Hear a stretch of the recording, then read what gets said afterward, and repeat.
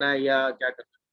तो उसके लिए सिंपल सी थॉट है, जब भी आप लाइन की इक्वेशन लो ना, a1x plus b1y plus c1 और a2x plus b2y plus c2, तो इसमें क्या करो, वैसे तो जनरल थ्योरी ये कहती है कि हम c1 और c2 को सेम साइन का बना लेंगे, बट हम क्या करते हैं, c1 और c2 दोनों को क्या बना लेते हैं, पॉजिटिव, और लाइन की इक्वेशन ऐसे लिखते हैं जिसमें c1 और c2 पॉजिटिव है। डन। इसके बाद अगर आपको एक्यूट और ऑब्ट्यूज एंगल बाइसेक्टर डिस्कस करना है, तो हम वैल्यू निकालते हैं a1 a2 plus b1 b2। ठीक है, अगर ये वैल्यू पॉजिटिव आ गई तो हम प्लस साइन लेंगे, a1x plus b1y plus c1 upon root under a1 square plus b1 square is equal to a2x plus b2y plus c2 upon root under a2 square plus b2 square. तो हम क्या लेंगे, plus sign लेंगे, तो हमें जो plus sign देगा वो क्या देगा, ऑब्ट्यूज एंगल बाइसेक्टर। ठीक है, और अगर हमने a1 a2 plus b1 b2 की वैल्यू निकाली और वो निगेटिव आ गई, तो हम बीच में कौन सा साइन ले लेंगे, नेगेटिव। तो हमें नेगेटिव साइन क्या दे देगा फिर, ऑब्ट्यूज एंगल बाइसेक्टर। तो हमें नेगेटिव साइन फिर क्या दे देगा, ऑब्ट्यूज एंगल बाइसेक्टर। यानी कि जो वैल्यू, जो साइन किसका है, a1 a2 plus b1 b2 का, वही साइन लेकर हम ऑब्ट्यूज एंगल बाइसेक्टर लिखेंगे। तो ऑब्वियसली साइमल्टेनियसली सेम केस में अपोजिट साइन लेने पे क्या होगा, एक्यूट आ जाएगा। बस खत्म, ये हो गया। अच्छा, ये डाउट आपके पास होना नहीं चाहिए कि a1 a2 plus b1 b2 zero हो गया, क्योंकि अगर a1 a2 plus b1 b2 zero हो गया तो लाइनें परपेंडिकुलर हो जाएंगी, तब तो फिर 45 डिग्री पे डायरेक्ट स्लोप निकाल दोगे, है कि नहीं। Yes sir. अच्छा, यहाँ पर जो हम दोनों लाइनों की इक्वेशन यूज करेंगे उसमें c1 c2 हमेशा क्या रहेगा, पॉजिटिव। अच्छा, इसके बाद अभी इसमें एक तो ये एक्यूट और ऑब्ट्यूज की बात आती है, पहली थ्योरी है ना। साइमल्टेनियसली जब प्लस लेने पर यहाँ हमें ऑब्ट्यूज मिल रहा है, तो यहीं पे माइनस लेने पे क्या मिलेगा, अक्यूट। तो उसको हम अलग से लिखेंगे नहीं, हम अंडरस्टूड कर लेंगे, क्योंकि जब एक साइन लेने पे हमें ये मिल रहा है तो दूसरा साइन लेने पे साइमल्टेनियसली यही मिलेगा, दूसरा बाइसेक्टर मिलेगा। यहाँ पे माइनस साइन लेने पे काम हो रहा है तो प्लस साइन लेने पे एक्यूट मिल जाएगा, खत्म। अच्छा, इसी में दूसरी थ्योरी होती है कि जब बाइसेक्टर हम किसी ऐसे रीजन में निकालते हैं जहां कोई पॉइंट लाई करता है, bisector contain point x1 y1। अब हम इसकी बात कर रहे हैं कि bisector x1 y1 point contain कर रहा है। अच्छा, यहाँ कंटेन करने से ये मतलब नहीं है कि बाइसेक्टर x1 y1 से पास कर रहा है ना। यहाँ पे क्या है, जब हम दो लाइनें खींचेंगे तो हमें चार रीजन मिलेंगे, दो रीजन ये वाले एंगल के होंगे और दो रीजन इस वाले एंगल के होंगे। अब ये एंगल अगर एक्यूट है तो ये ऑब्ट्यूज होगा, है कि नहीं। तो या तो एंगल बाइस ये जो पॉइंट x1 y1 है इस रीजन में होंगे, या फिर x1 y1 पॉइंट इस रीजन में होंगे। तो अगर इस रीजन में है तो ये वाला बाइसेक्टर डिस्कस करना है, अगर इस रीजन में है तो ये बाइसेक्टर डिस्कस करना है, कहने का मतलब ये। ठीक है, तो इसके लिए सिंपल थ्योरी है कि यहाँ भी हमने क्या किया, C1 C2 ऐसी दोनों लाइनें लिखी कि A1 A2 B1 B2 में कि C1 C2 क्या बन गया, C1 C2 को क्या बना लिया, पॉजिटिव। ये हमेशा अंडरस्टूड कर लो कि जब भी एंगल बाइसेक्टर की बात करनी है C1 C2 को ऑलवेज क्या रखना है, पॉजिटिव, किसी भी सिचुएशन में। इसके बाद A1 X1 plus B1 Y1 plus C1 की वैल्यू निकाली और A2 X1 plus B2 Y1 plus C2 की वैल्यू निकाली और इसका साइन चेक कर लिया मल्टीप्लाई करके। दो सिचुएशन होंगी, या तो ये वैल्यू पॉजिटिव होगी या ये वैल्यू निगेटिव होगी। जीरो हो नहीं सकती क्योंकि पॉइंट ऑन द लाइन है नहीं, पॉइंट तो रीजन में ही है। अगर ये वैल्यू पॉजिटिव होगी तो प्लस साइन ले लेंगे फॉर्मूले में, वो हमें क्या दे देगा, हमेशा वो बाइसेक्टर देगा जो किसको कंटेन करता है, पॉइंट x1 y1। तो प्लस साइन हमें क्या देगा, वो बाइसेक्टर देगा जो कंटेन करता है किसको, x1 y1 को, या वो उस रीजन में है, समझ रहे हो। और अगर ये माइनस आया तो माइनस साइन हमें कौन सा बाइसेक्टर देगा, सेम लॉजिक। अब माइनस साइन हमें वो बाइसेक्टर देगा जो क्या करता होगा, पॉइंट कंटेन करता होगा। अब माइनस साइन ले लेंगे तो वो बाइसेक्टर देगा जो हमें क्या करता होगा, कंटेन करता होगा पॉइंट x1 y1। तो अगर हमसे ये कहा जाए कि ऐसा बाइसेक्टर निकालो जो पॉइंट कंटेन नहीं करता हो, तो हम क्या करेंगे, इसका जस्ट अपोजिट ले लेंगे। अगर ये पॉजिटिव है तो यहाँ पर माइनस साइन हमें क्या देगा, वो बाइसेक्टर जो पॉइंट कंटेन नहीं करता हो। अगर ये निगेटिव है तो निगेटिव साइन ले लेंगे फॉर्मूले में, तो हमें दूसरा बाइसेक्टर क्या देगा, जो कंटेन नहीं करता। कितने लोगों को ये बात समझ में आ रही है बताओ? Yes sir. अच्छा, इसके बाद यही कहानी हम किसके लिए लगा देते हैं? ओरिजिन के लिए। यही कहानी हम किसके लिए लगा देते हैं? ओरिजिन के लिए। ये हो गई थोड़ी, समझ गए कि नहीं भाई? अच्छा, यही कहानी अगर हमें और तीसरी सिचुएशन जो जनरली क्वेश्चन पूछ जाएगा वो है कि बाइसेक्टर कंटेन ओरिजिन। यहाँ भी सेम कंटेन का मतलब वही है क्या? यहाँ भी कंटेन का मतलब सेम ही है यस सर, उसकी साइड कि वो उस रीजन में है। इसमें हमने क्या किया, वही सेम काम A1 A2 plus B1 B2 और इसको क्या बना लिया, पॉजिटिव। अब जैसे ही हमने C1 C2 को पॉजिटिव बनाया तो जैसे ही 0 0 रखोगे तो वैल्यू तो C1 C2 ही मिलने वाली है ना, बोलो। Yes, sir. जैसे ही भाई A1 A2 plus B1 B2 plus C1 C2 की वैल्यू निकालोगे ओरिजिन रख के तो C1 C2 आएगा और वो ऑलवेज कैसा आएगा, पॉजिटिव, है कि नहीं? C1 C2 तो कभी नेगेटिव है, तो यानी कि प्लस साइन क्या देगा, बाइसेक्टर कंटेन ओरिजिन। समझ गए कि नहीं? अगर C1 C2 पॉजिटिव बनाया है तो प्लस साइन क्या देगा, बाइसेक्टर कंटेन ओरिजिन। तो माइनस साइन क्या देगा, bisector does not contain origin. खत्म हो गई कहानी। कितने लोगों को बात सुने? इससे ज्यादा एंगल बाइसेक्टर का वेरिएशन होगा नहीं, क्योंकि C1 C2 की वैल्यू उस केस में क्या आने वाली है, हमेशा पॉजिटिव ही आएगी, हमेशा पॉजिटिव आएगी ना, क्योंकि हमने C1 C2 को क्या बना लिया है, पॉजिटिव। समझ गए? तो ये वाला जो बाइसेक्टर आप लिखोगे ये वो बाइसेक्टर होगा जो ओरिजिन कंटेन कर रहा होगा, और ये वाला वो बाइसेक्टर होगा जो ओरिजिन कंटेन नहीं कर रहा होगा। मेरी बात समझ गए कि नहीं? समझ गए sir. Yes, sir. Does not contain origin, ये कहानी होती है। तो एक ओरिजिन के केस में C1 C2 पॉजिटिव करो, खत्म हो गई बात। इस केस में A1 X1 और Y1 दोनों लाइनों पे रख दो C1 C2 पॉजिटिव बना के, और फिर उस प्रोडक्ट को देख लो। और इस केस में सीधा किसकी वैल्यू निकाल लो, A1 A2 प्लस B1, इसका जो साइन आ जाए C1 C2 पॉजिटिव करने के बाद। और लाइन की इक्वेशन यही यूज करना हर जगह, समझ में आया? एक बार लाइन में C1 C2 पॉजिटिव बना लेना, बाकी जो लाइनें हैं उसको भूल जाना, इसी इक्वेशन को हर जगह यूज करना। अब जहां जैसी कंडीशन आती जाएगी वहां आप वो काम करते जाएंगे। C1 C2 पॉजिटिव बनाने का मतलब है कि हम ओरिजिन को दोनों लाइनों की एक तरफ कर लेते हैं, ये है।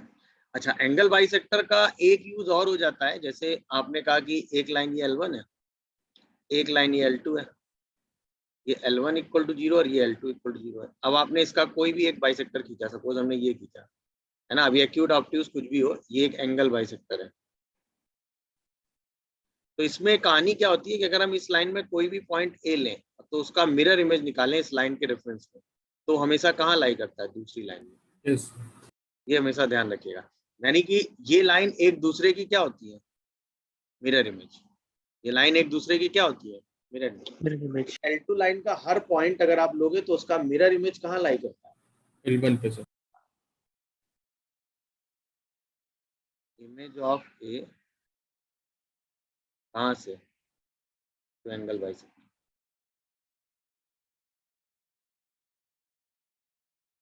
ठीक है, ये बात हो गई। अच्छा, एक कहानी और होती है कि भाई दो लाइनें अगर आप खींच रहे हो, है ना, और उनके एंगल बाइसेक्टर खींच रहे हो, ऑब्ट्यूज और एक्यूट कैसे भी, तो दोनों एंगल बाइसेक्टर के बीच का एंगल हमेशा कितना होता है, 90। ये तो पता होगा, आसान सी चीज है। दोनों एंगल बाइसेक्टर Yes, के बीच का एंगल क्या होता है, 90। 90।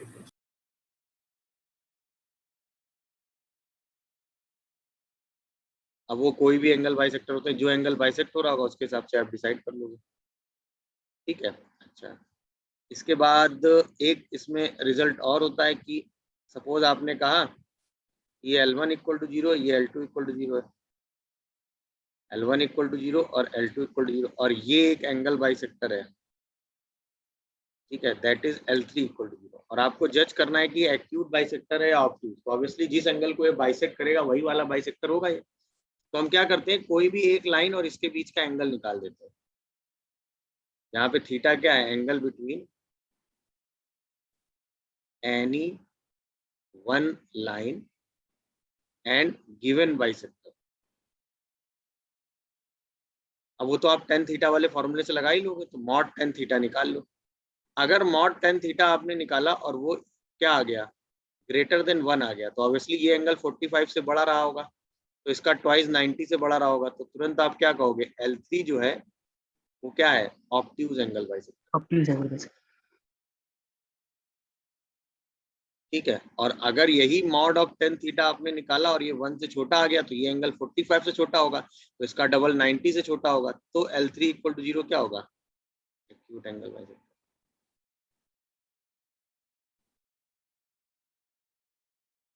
समझ रहे हो कि नहीं भाई, बस इतनी कहानी है ना। और इसके बाद अगर मैं बात करूं किसकी, रोम्बस स्क्वायर की, अगर मैं स्क्वायर की बात करूं तो स्क्वायर के जो डायगोनल्स होते हैं वो क्या होते हैं, एंगल बाइसेक्टर। स्क्वायर के yes. जो डायगोनल्स होते हैं वो क्या होते हैं, एंगल बाइसेक्टर। अच्छा होता क्या है, ये वाला एंगल बाइसेक्टर तो आपको दिख ही रहा है, ये वाला जो एंगल बाइसेक्टर होता है ना वो इनका इसके पैरेलल ऑब्ट्यूज ही होता एंगल है। होता अच्छा स्क्वायर के एंगल बाइसेक्टर यूज होंगे, इसका इतना इंपॉर्टेंस नहीं है, मतलब स्क्वायर के एंगल बाइसेक्टर यूज होंगे इसका नहीं, लेकिन स्क्वायर से मिलती जुलती एक ज्योमेट्री बनती है जो स्क्वायर नहीं रोम्बस होती, वो रोम्बस होती है, याद आया। है। यस रोम्बस और यस स्क्वायर में सिर्फ अंतर इतना होता यस है कि चारों साइड के सेम होती है बट एंगल सेम नहीं होते, बट एंगल रोम्बस के भी जो डायगोनल्स होते हैं वो भी क्या होते हैं, एंगल बाइसेक्टर। समझ रहे हो कि नहीं, बात समझ में आ गई। तो yes. डायगोनल्स ऑफ रोम्बस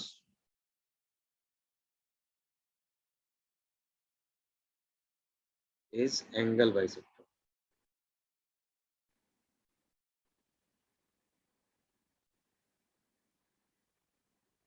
ठीक है, बोलो भाई। चलो इतनी थ्योरी हो गई एंगल बाइसेक्टर, और बताओ स्ट्रेट लाइन में। मैं अब हम अगली बात करने जा रहे हैं होमोजेनाइजेशन की। तो देखो होता क्या है, सिचुएशन क्वेश्चन की पढ़िएगा तो पढ़ने में तीन चीजें आपको मिलेंगी। पहली, एक 2 डिग्री कर्व होगा, कर्व कैसा भी हो सकता है, parabola, ellipse, hyperbola, straight line, कुछ भी, उसको एक लाइन 2 पॉइंट पे कट करेगी। अब ये लाइन 2 पॉइंट पे कट कर रही है तो ये कॉर्ड होगी, है कि नहीं भाई, कर्व को 2 लाइन पे कट कर रही है तो कर्व की कॉर्ड ही होगी ना ये लाइन, ये तो समझ रहे होगे। यस एक 2 डिग्री कर्व होगा और उसको एक लाइन 2 पॉइंट पे कट कर रही होगी, पहली कंडीशन खत्म। फिर इन दोनों पॉइंट्स को ज्वाइन कर रहे होंगे ओरिजिन से, फिर इन दोनों पॉइंट्स को किससे ज्वाइन कर रहे होंगे, ओरिजिन से। ध्यान रखिएगा, पहली कंडीशन ये है कि एक 2 डिग्री कर्व होगा और उसको एक लाइन 2 पॉइंट पे कट कर रही होगी। क्वेश्चन में इतनी लैंग्वेज गिवन होगी। अब ये कैसे भी दे सकती हो सकता है कह दे A B is a chord, हो सकता है कह दे कि एक लाइन जो है कर्व को 2 पॉइंट पे कट कर रही है, वो आपसे कुछ भी कह सकता है उस सिचुएशन में। समझ रहे हो कि नहीं, वो उस सिचुएशन में आपको कुछ भी बोल के बता सकता है कि कंडीशन आपको क्या गिवन है। क्या है, मेरी बात समझ रहे हो सब लोग, तो वो आपसे कुछ भी कह देगा कि कंडीशन क्या गिवन है, बट ऐसा होना चाहिए कि एक कर्व होना चाहिए और उसको एक लाइन 2 पॉइंट पे कट करनी चाहिए, तब हम अपनी पूरी थ्योरी स्टार्ट कर पाएंगे। मेरी बात समझिए कि नहीं समझे। इसके बाद सेकंड कंडीशन ये होनी चाहिए कि जो 2 पॉइंट आपने कट किए हैं उन 2 पॉइंट को ओरिजिन से ज्वाइन किया जाना चाहिए। तब अगर हमें डिस्कस करना है क्या, क्या डिस्कस करना है, the combined equation OA and OB, तो हम उसके लिए क्या यूज कर सकते हैं, यूज होमोजेनाइजेशन कॉन्सेप्ट। समझ गए कहां यूज होता है होमोजेनाइजेशन कॉन्सेप्ट,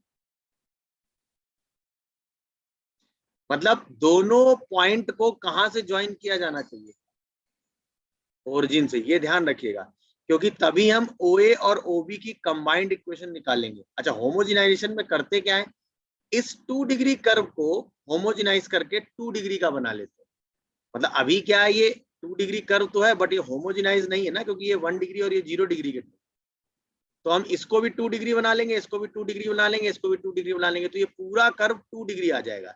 अच्छा अगर कोई भी 2 डिग्री कर्व हो और वो ओरिजिन से पास करता हो तो वो by default pair of line ही होता है। अगर कोई भी 2 डिग्री कर्व हो और वो ओरिजिन से पास कर जाए तो वो क्या होता है, पेयर ऑफ लाइन को ही रिप्रेजेंट करता है। बस यही कॉन्सेप्ट लगाया जाता है। तो इंपॉर्टेंट ये है कि दोनों पॉइंट कहां से ज्वाइन हो रहे हो, ध्यान रखना हमेशा, ओरिजिन से। अच्छा, कई बार क्वेश्चन में डायरेक्ट कहा जाता है कि पॉइंट ओरिजिन से ज्वाइन हो रहा है, कई बार इस इंफॉर्मेशन को हिडन रखा जाता है। जैसे एक सर्कल दिया जाए और सर्किल का सेंटर ओरिजिन, और कहा जाए एक सर्किल को एक लाइन 2 पॉइंट पे कट कर रही है और दोनों पॉइंट को ओरिजिन से ज्वाइन कराया गया है, तो आपसे ये एंगल का डिस्कशन कर दे, तो ऑब्वियसली आपको इस लाइन की हेल्प से इस कर्व को क्या करना है, होमोजेनाइज।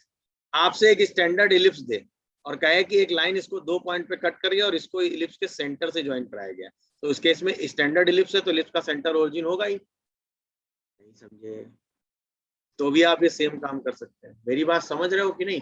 अब अगर इस इक्वेशन को कहीं यूज करना है, इन दोनों के कंबाइंड इक्वेशन को, तो इस लाइन की हेल्प से इस इलिप्स की इक्वेशन को क्या कर देंगे, समझ में आया होमोजेनाइजेशन का कॉन्सेप्ट क्या होता है? बाकी कॉन्सेप्ट तो सिंपल सा ही है।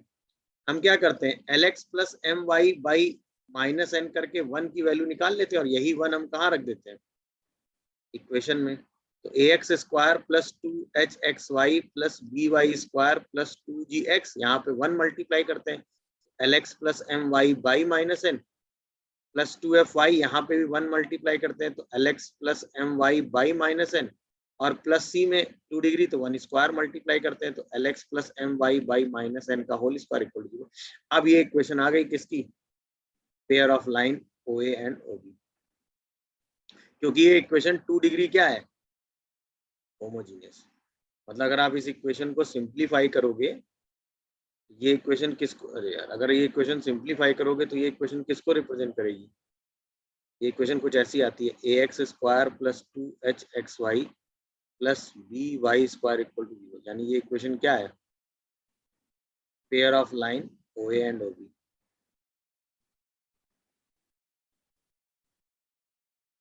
ऐसा हो, समझ गए तरीका? बस, तो होमोजेनाइजेशन कहाँ यूज होगा, पहला एक 2 डिग्री कर्व होगा, उसको एक लाइन 2 पॉइंट पे कट करेगी, दोनों पॉइंट को ओरिजिन से ज्वाइन किया जाएगा। जहां पर इतनी इंफॉर्मेशन हो, आप होमोजेनाइजेशन बिंदास यूज करें। अब कई बार डायरेक्ट ओरिजिन बोला जाता है, कई बार ये इंफॉर्मेशन आपसे हिडन रखी जाती है, जिस पॉइंट से ज्वाइन करा रहे होते हैं वो पॉइंट ओरिजिन होता है। डन, चलो आगे बताओ, नेक्स्ट चीज बोलो। बाकी होमोजेनाइजेशन क्वेश्चन में तो आप यूज कर लेंगे जहां आपको डाउट लगे, या आपने कोई ऐसा क्वेश्चन देखा हो, है ना, कि जहां पर मान लीजिए आपने सॉल्व किया किसी दूसरे मेथड से और आप ये जज नहीं कर पाए कि इसमें होमोजेनाइजेशन लगना था, तो वो मुझे बता देना, तो वो मैं आपको समझा दूंगा कि हाँ कैसे जज किया जाएगा।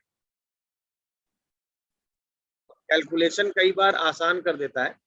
अगर किसी ट्रायंगल के वर्टेक्स आपको दिए हुए हैं इस तरीके से, x1 y1 x2 y2 and x3 y3, और आपने ऑब्जर्व किया कि xi square plus yi square constant है,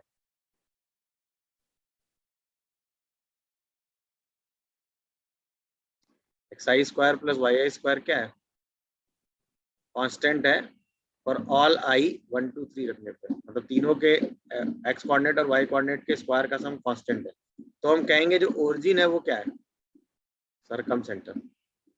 ऑब्वियसली तभी तो स्क्वायर कांस्टेंट होगा, क्योंकि तीनों की डिस्टेंस सेम होगी वहां से। अगर ओरिजिन सरकम सेंटर है तो इसका मतलब ऑर्थो सेंटर क्या होगा, वर्टेक्स का सम, x1 plus x2 plus x3 y1 plus y2 plus y3। ये जरूर एक एक्स्ट्रा इंफॉर्मेशन है जो आप यूज कर सकते हैं। समझ रहे हो कि नहीं? Yes. ये जरूर एक्स्ट्रा है जो आप यूज कर, और ये एक्स्ट्रा कुछ भी नहीं है, वही सेम लॉजिक है, ये जो आपने पढ़ा होगा ना कि ऑर्थो सेंटर और सेंट्रॉयड एंड सरकम सेंटर किस रेशियो में डिवाइड करता है, 2:1। बस वही यूज किया, और ये तीनों हमेशा एक लाइन पे होती है। समझ गए कि नहीं? अगर इसी लाइन पे इन सेंटर हो जाता है तो ट्रायंगल हमेशा क्या हो जाता है, आइसोसेलेस।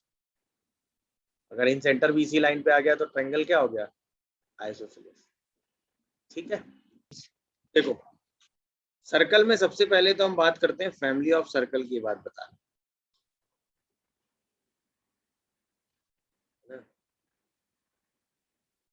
तो फैमिली ऑफ सर्कल में टोटल 2 केस हैं, 2 केस के 3 सब केस और है, तो टोटल 5 ऐसी पॉसिबिलिटी है। पहला तो ये है कि 2 सर्कल S1 इक्वल टू 0 और S2 इक्वल टू 0 एक दूसरे को 2 पॉइंट पे मैक्सिमम कट करते हैं। तो ये जो 2 पॉइंट है A और B, इनसे पास करने वाला कोई भी एक तीसरा सर्कल हम बना रहे हैं जो A और B दोनों पॉइंट से पास कर रहा है, ठीक है ना। A और B दोनों पॉइंट से पास कर रहा है, तो इस सर्कल की जो जनरल इक्वेशन होती है वो होती है S1 plus lambda S2 equal to 0। Lambda निकालने के लिए क्वेश्चन में कंडीशन दी जाती है, ये पहला हो गया, यानी कि 2 पॉइंट से पास करने वाला सर्कल। समझ रहे हो कि नहीं। अब अगर किसी सर्कल की इक्वेशन आपने S1 प्लस लैम्डा S2 के फॉर्म में लिख ली है, तो S1 S2 का जो पॉइंट ऑफ इंटरसेक्शन है वो फिक्स पॉइंट है जिससे सर्कल हमेशा पास करेगा। यहीं पे एक दूसरी सिचुएशन हो सकती है कि एक सर्कल आपको दिया हुआ है S इक्वल टू 0 और एक लाइन आपने खींच दी, इस लाइन को आप AB लाइन कह सकते हैं, वही सेम चीज, ये लाइन आपने खींच दी। अब आपने कहा कि A और B दोनों पॉइंट से पास करने वाले सर्कल की जनरल इक्वेशन आपने डिस्कस करनी है। ऐसा सर्कल डिस्कस करना है जो A और B दोनों पॉइंट से पास कर रहा है, तो उसकी इक्वेशन होती है S plus lambda L equal to. अभी भी सर्कल ऐसा ही डिस्कस कर रहे हैं जो 2 पॉइंट से पास कर रहा है A और B से, ठीक है। तो अगर हमें किसी भी सर्कल, मान लो एक सर्कल हमें दिया हुआ है S1 इक्वल टू 0 और हमसे कहा जाए ये सर्कल 2 फिक्स पॉइंट से पास करता है, तो हम इस सर्कल S1 की इक्वेशन को S प्लस लैम्डा L के फॉर्म में लिखेंगे, फिर S और L को सॉल्व करके वो 2 पॉइंट A और B निकाल देंगे, जिससे सर्कल हमेशा पास करेगा। समझ रहे हो कि नहीं।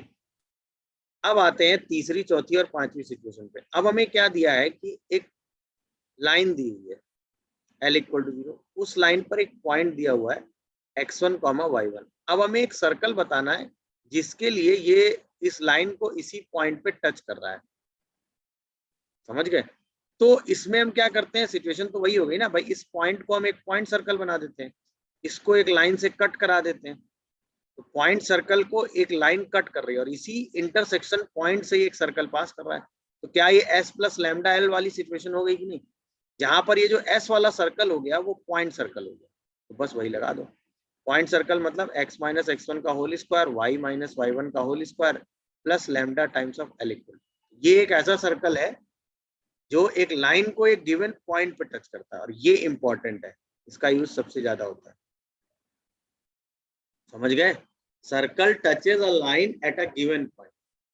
ये क्या है, सर्कल टचेज, या ऐसे कह दे कि सर्कल की टेंजेंट है और पॉइंट ऑफ कांटेक्ट है।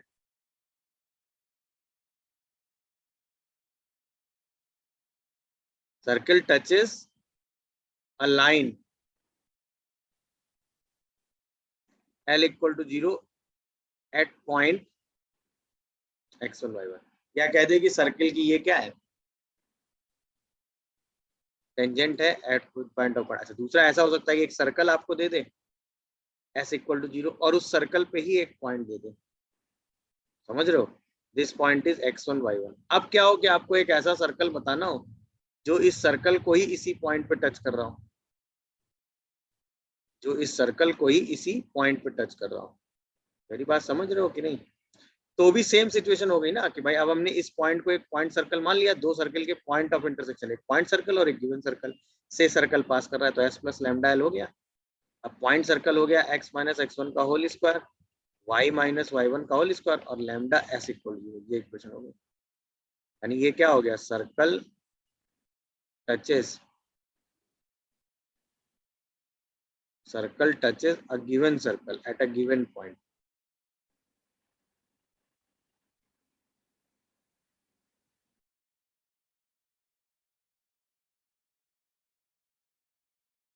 Given circle S equal to 0 at point x1 y1। ये बात है।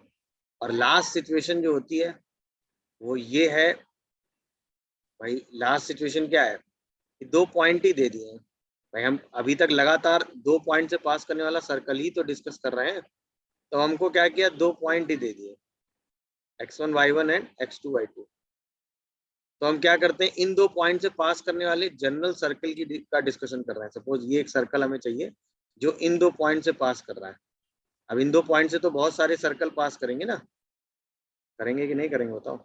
Yes, sir. और उनमें हमें सर्कल डिस्कस करना है, तो हम क्या करते हैं, इन दो पॉइंट को डायमीटर मानकर एक सर्कल खींच देते हैं। मतलब एक ऐसा सर्कल खींच रहे हैं जिसके लिए पॉइंट डायमीटर हो, है कि नहीं, और इन दो पॉइंट को ज्वाइन करके एक लाइन खींच दे रहे हैं। तो अब एक लाइन और एक सर्कल हमें मिल गया, तो एक डायमीटर वाला सर्कल बना लेते हैं, तो हो जाता है x minus x1, x minus x2, y minus y1 and y minus y2, और एक लाइन बना लेते हैं जो कि इस पॉइंट से पास कर रही है। तो x1 y1 1, x2 y2, ये लाइन की इक्वेशन है, ठीक है।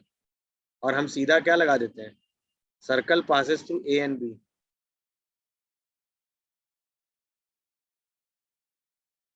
Circle passes through a and b, तो सीधा इक्वेशन क्या हो गई, s plus lambda l equal to, दो पॉइंट से पास करने वाला जनरल सर्कल। बस यही 5 केस है।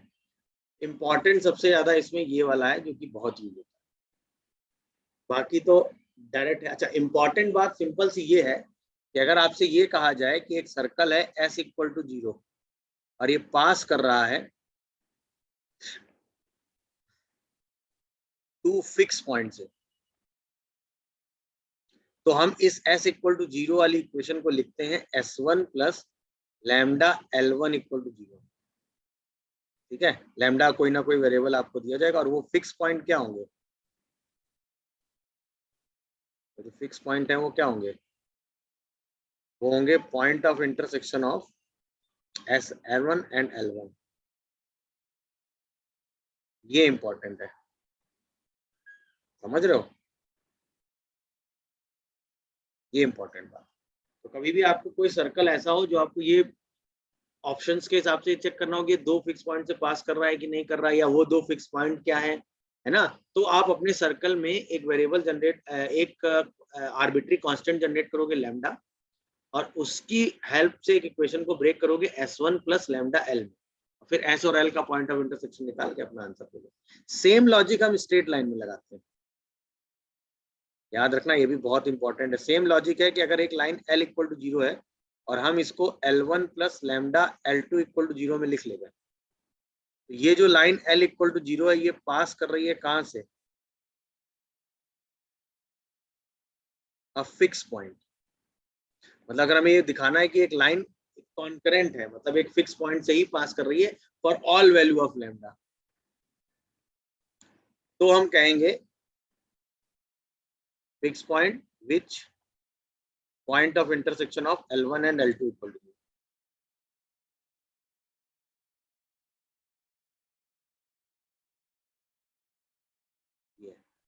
तो अगर हमें किसी लाइन L इक्वल टू 0 को ये दिखाना है कि वो एक फिक्स पॉइंट से पास करती है, तो उस लाइन को हमें किस फॉर्म में लिखना पड़ेगा, L1 plus lambda L2, just like circle. तो फैमिली ऑफ सर्कल में हम वो सर्कल डिस्कस करते हैं जो दो फिक्स पॉइंट से पास करें, और फैमिली ऑफ लाइन में हम वो लाइन डिस्कस करते हैं जो एक फिक्स पॉइंट से पास करें। एक फिक्स पॉइंट से इनफाइनाइट लाइन पास करती है और दो फिक्स पॉइंट से इनफाइनाइट सर्कल पास करती है। पांचों केस समझ में आ गए भाई? Yes sir. चलिए और बताइए सर्कल में, हाँ बोलते जाइए। सर्कल एक बार भाई, तो दो सर्कल है, मान लो एक सर्कल S1 इक्वल टू 0 है और एक सर्कल है S2 इक्वल टू 0। सर्कल अगर हमें पता है तो सेंटर और रेडियस तो पता होगी, है कि नहीं। चलो वो सब हम अंडरस्टूड है कि C1 पहले का सेंटर है, C2 दूसरे का सेंटर है, और सब कुछ हमें पता है। तो हम वैल्यूज निकालते हैं क्या भाई, C1 and C2 are the centre,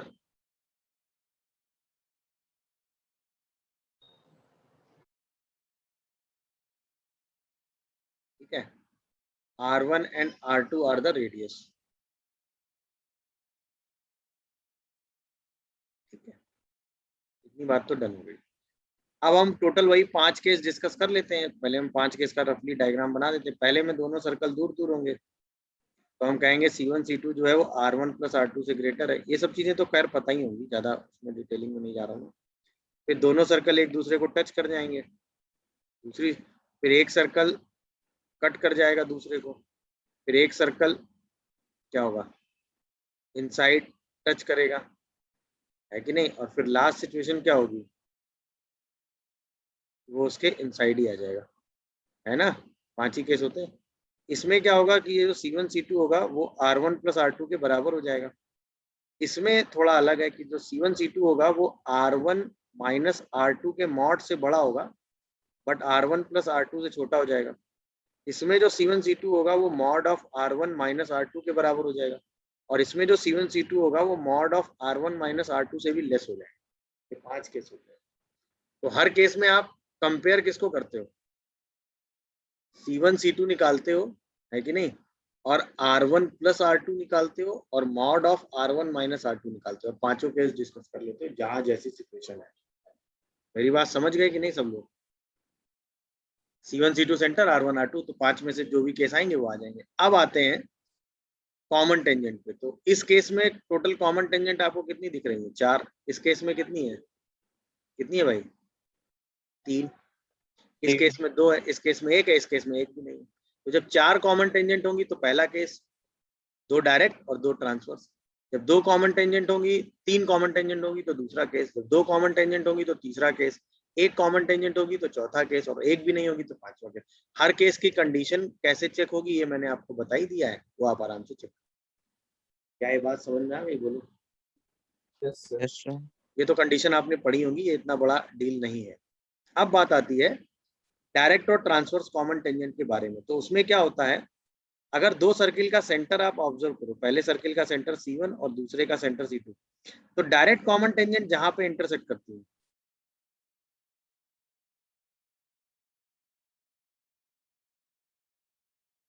point of intersection of direct common tangent, बस ये रिजल्ट है। तो जो ये C1D बाई C2D होता है, ये रेशियो होता है R1 बाई R2 का, मगर कैसा दिख ही रहा होगा, एक्सटर्नली। सेंटर आपको पता होते हैं, D पॉइंट आप निकाल ही लेंगे। यहीं पे जो ये T पॉइंट होता है, that is point of intersection of transverse common tangent.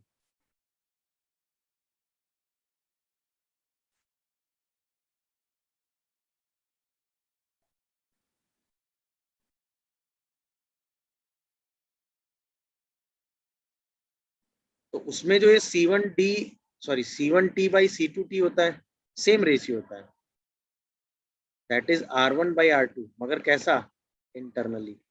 अभी इंटरनली और एक्सटर्नली रेशियो तो बना ही लेते हो, ये पॉइंट निकाल लेंगे, जहां पर जो पॉइंट होगा उसके हिसाब से आप C और T पॉइंट निकाल के अपना काम कर लेंगे। मेरी बात समझ में आ गई? इसके बाद डायरेक्ट और ट्रांसवर्स कॉमन टेंजेंट में तीसरी और आखिरी चीज आती है लेंथ की, है कि नहीं? Length of direct common tangent.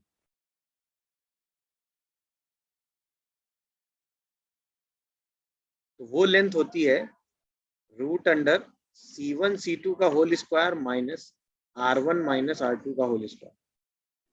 और अगर हम length of transverse common tangent पूछे आपसे,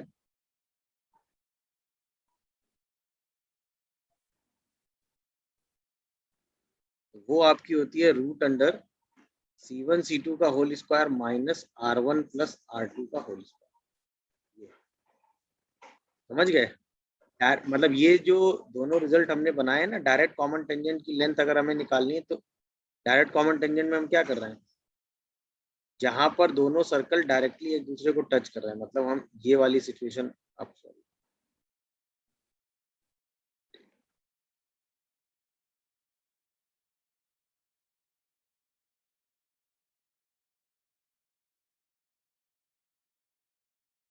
मतलब डायरेक्ट कॉमन टेंजेंट में हम ये वाली लेंथ डिस्कस कर रहे हैं, ठीक है ना? ये कहाँ से कहाँ तक, यहाँ से यहाँ तक। और ट्रांसवर्स कॉमन टेंजेंट में हम ये वाली लेंथ डिस्कस कर रहे हैं, जहाँ पे ट्रांसवर्स टेंजेंट एक दूसरे को टच कर रहे हैं, मतलब यहाँ से यहाँ तक। समझ रहे हो कि नहीं? ये हो गया Yes. डायरेक्ट कॉमन टेंजेंट और ये हो गया ट्रांसवर्स कॉमन टेंजेंट। ये लेंथ हो गया AB, ये लेंथ हो गया CD। ये है सिचुएशन। समझ गए? तो वो डायग्राम से, ज्योमेट्री से तो समझ में आ ही रहा होगा, ये दोनों एंगल 90 होंगे, ये डिस्टेंस होगी C1 C2, यहाँ से पैरेलल लाइन खींचेंगे तो ये डिस्टेंस भी C1 C2 हो जाएगी, ये डिस्टेंस R1 माइनस R2 हो जाएगी, तो ये फॉर्मूला आ जाएगा। यहाँ पे जब बात करोगे तो आपको क्या चाहिए, C1 C2 ये वाली डिस्टेंस है, इसको आगे बढ़ाओगे, है कि नहीं? ये थोड़ा आगे बढ़ा के, पर अब आपको कौन सी डिस्टेंस चाहिए, ये वाली डिस्टेंस, सॉरी, ये जो डिस्टेंस होगी वही ये वाली डिस्टेंस होगी। ये डिस्टेंस C1 C2 हो गई, ये R1 प्लस R2 हो गई, है कि नहीं? इंपॉर्टेंट रिजल्ट इसमें ये हो जाता है कि जब दो सर्कल एक दूसरे को क्या करते हैं, टच करते हैं, तो जो ट्रांसवर्स कॉमन टेंजेंट की लेंथ होती है ये वाली ए बी, ये जो लेंथ हो जाती है उस केस में वो हो जाती है 2r1 r2, पहला। दूसरा, जो ए बी एंगल बनाता है कहाँ पर, पॉइंट ऑफ कांटेक्ट पे, सी पर, ये जो एंगल ए सी बी होता है ये हमेशा 90 डिग्री होता है। यहाँ पे सी क्या है, पॉइंट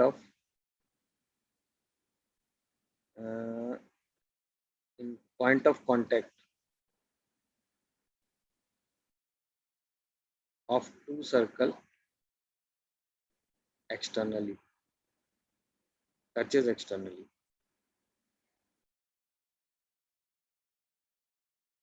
ये दो इंपॉर्टेंट रिजल्ट हैं जो यूज हो जाते हैं कई बार। और ए बी क्या है, डायरेक्ट कॉमन टेंजेंट।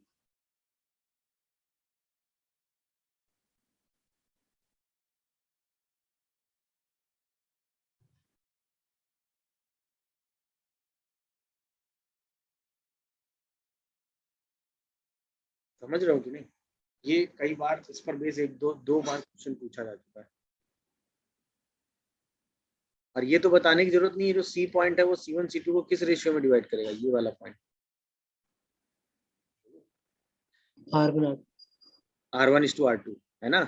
और जो टेंजेंट सी से पास करेगी वो क्या होगी, रेडिकल एक्सिस हो जाती है, वैसे तो अभी डिस्कस होगी। बट इसकी जो इक्वेशन होती है वो होती है S1 - S2 = 0। यहाँ पर ये सर्कल S1 है और ये सर्कल क्या है, समझ गए कि नहीं, यानी कि जो टेंजेंट कहाँ से पास कर रही है,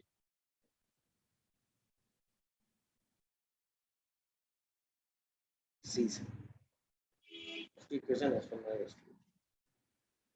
समझ गए भाई बात को। बाकी Yes, sir. टेंजेंट और ये सब तो बाकी सेम सिनारियो में ही, उसमें कहीं कोई दिक्कत नहीं। इसमें बस एक ये रिजल्ट है, इसका यूज कई बार कई क्वेश्चन में हो चुका है। इस पर बेस भी क्वेश्चन पूछे जा चुके हैं, इस पर बेस भी पूछे जा चुके हैं, है ना, इस पर बेस भी पूछे जा चुके हैं। वो चीज आपको पता होनी चाहिए। समझ गया। अच्छा, अगर दोनों सर्कल की रेडियस हम सेम कर दें तो C1 C2 एक दूसरे के मिरर इमेज हो जाएंगे और ये मिड पॉइंट हो जाएगा। हो जाएगा कि नहीं, क्योंकि R1 = R2 होते ही सीधा मिरर इमेज वाला कॉन्सेप्ट लग जाएगा। ठीक है, समझ Yes, गए। अच्छा, इसके बाद जब दो सर्कल एक दूसरे को कट कर रहे होते हैं, ऐसे कट करते हैं, तो कट करने में क्या होता है, जब दो सर्कल एक दूसरे को ऐसे कट करते हैं तो कट करने में सबसे बड़ी चीज जो आ जाती है वो आ जाती है भाई, ये पॉइंट ऑफ इंटरसेक्शन आपको निकालना है, ये कॉमन कॉर्ड निकालनी है कि नहीं। जब ये दो सर्कल एक दूसरे को कट करते हैं तो ये जो कॉमन कॉर्ड होती है इसकी इक्वेशन क्या हो जाती है, ये भी जो है कॉमन कॉर्ड हो गई। और इसकी लेंथ कितनी हो गई, सॉरी, कॉमन कॉर्ड की इक्वेशन क्या हो गई, S1 - S2 = 1। तो ये रिजल्ट है ना, कॉमन कॉर्ड की इक्वेशन क्या हो गई, S1 - S2 = 0। अब यहीं पे आप कॉमन कॉर्ड हर बार निकाल ही लेंगे, किसी एक सर्कल का सेंटर आपको पता ही होगा, तो कॉमन कॉर्ड की लेंथ डिस्कस कर सकते हो कि नहीं तुरंत।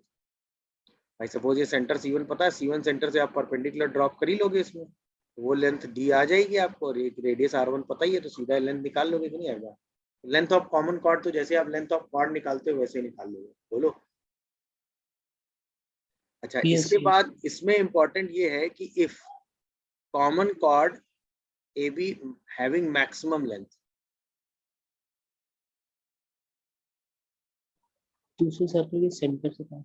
हाँ, हैविंग मैक्स लेंथ, तो वो क्या होगा, ये मैक्स लेंथ तब होगा जब जो ये छोटे वाले सर्कल का क्या हो जाएगा, डायमीटर। Diameter. ये बहुत इंपॉर्टेंट है, ये छोटे वाले सर्कल का क्या हो जाएगा, डायमीटर। तो उस केस में जो दोनों की कॉमन कॉर्ड होगी वो हमेशा छोटे वाले सर्कल के सेंटर से पास करेगी, छोटे वाले सर्कल, ध्यान रखिएगा। जो सर्कल छोटा होगा यानी R1 जो है वो R2 से लेस है, सही है। तो जो कॉमन कॉर्ड है वो मैक्सिमम लेंथ है, और वो मैक्सिमम लेंथ क्या होगी, डायमीटर ऑफ स्मॉलर सर्कल, बोलो।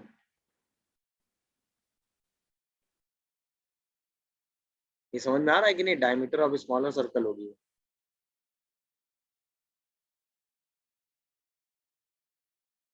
है ना। अच्छा, इसी चीज में ऐसे भी कहा जा सकता है कि one circle bisect the circumference of other circle, मतलब ये S1 है, ये S2 है, तो मैं कह सकते हैं S2 equal to 0 bisect circumference of S1 equal to 0। तो भी कंडीशन सेम है कि जो कॉमन कॉर्ड है वो कहाँ से पास कर रही है। इन सारे केसेस में, मतलब इन दोनों केसेस में हम वही कंडीशन लगाते हैं, कॉमन कॉर्ड जो है वो कहाँ से पास कर रही है।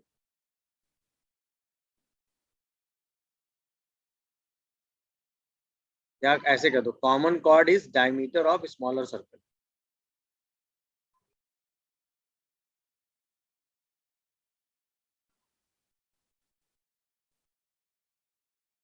क्या ये कहानी सब लोग समझ गए? हाँ या ना। अच्छा, फिर जब दो सर्कल एक दूसरे को कट कर रहे होते हैं तो एक सिचुएशन दोनों के एंगल की आती है। भाई दो सर्कल जब एक दूसरे को कट कर रहे होंगे तो बीच का एंगल भी आप निकाल सकते हो। जहां एंगल, दो कर्व के बीच का एंगल निकालने के लिए दो कर्व का इंटरसेक्शन होना जरूरी है। तो जब उनके बीच का एंगल आप ये डिस्कस करते हो C1 C2 और ये एंगल थीटा कहते हो, ये लेंथ R1 होती है, R2 होती है, तो ये कॉस थीटा होता है ना बेटा। इसको हम कहते हैं R1 square plus R2 square minus C1 C2 का whole square by 2R1 R2। अब यहीं पे जो ये सर्कल है S1 इक्वल टू 0 और S2 इक्वल टू 0 वो ऑर्थोगोनली कट कर जाए, यानी S1 equal to 0 and S2 equal to 0 cuts orthogonally.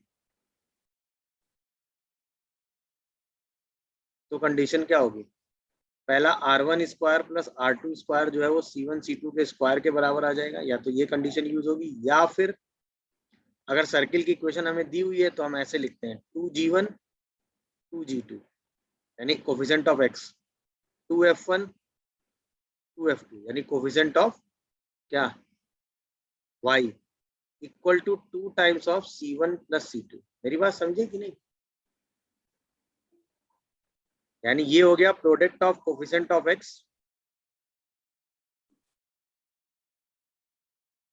समझ रहे हो कि नहीं? ये हो गया product of coefficient of y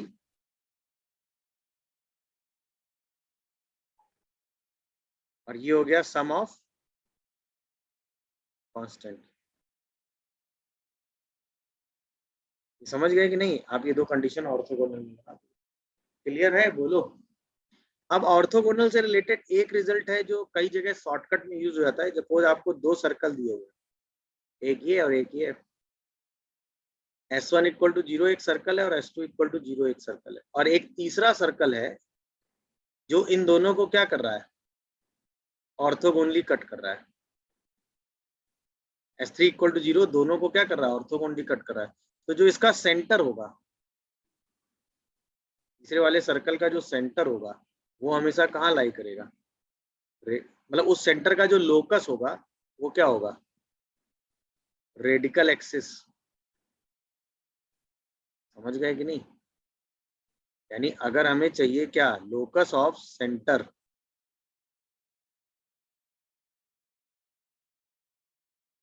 locus of centre of circle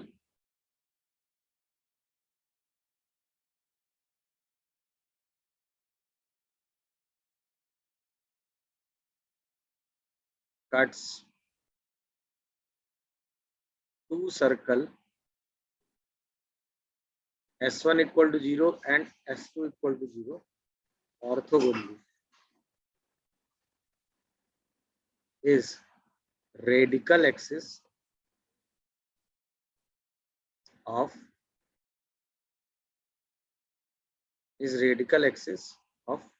S1 and S2 equal to 0। यानी कि उसका लोकस जो है वो क्या आएगा उस केस में, S1 minus S2 equal to 0। Radical axis की इक्वेशन यही होगी। ये होता है लोकस ऑफ सेंटर। ध्यान रखना, इसमें आप फालतू कैलकुलेशन मत करिएगा। अगर क्वेश्चन गिवन है कि दो सर्कल है और उसको एक तीसरा सर्कल जिसके सेंटर का लोकस आपको बताना है और वो उसको ऑर्थोगोनली कट कर रहा है, तो सीधा रेडिकल एक्सिस निकाल दीजिएगा। सॉल्व वॉल्व करोगे तो भी रेडिकल एक्सिस ही आ जाता है। ओके। और इसके अलावा दो सर्कल में और तो कुछ खास नहीं आता है, बाकी तो सब ओके है। ठीक है ना। अब सर 3 अगली, सर्कल में, हाँ हाँ बोलो बोलो बोलो। 3 सर्कल में नहीं अभी तो वो रेडिकल एक्सिस लेते हैं, ये रेडिकल एक्सिस रेडिकल सेंटर ले लेते हैं, है ना। अब अगर हम रेडिकल एक्सिस की बात करें बेटा, है कि नहीं, तो रेडिकल एक्सिस के केस में क्या है कि रेडिकल एक्सिस है क्या कि भाई दो सर्कल आपको गिवन है, तो रेडिकल एक्सिस ऐसे पॉइंट का लोकस होता है जिन पॉइंट से खींची गई टेंजेंट की लेंथ क्या होती है, सेम।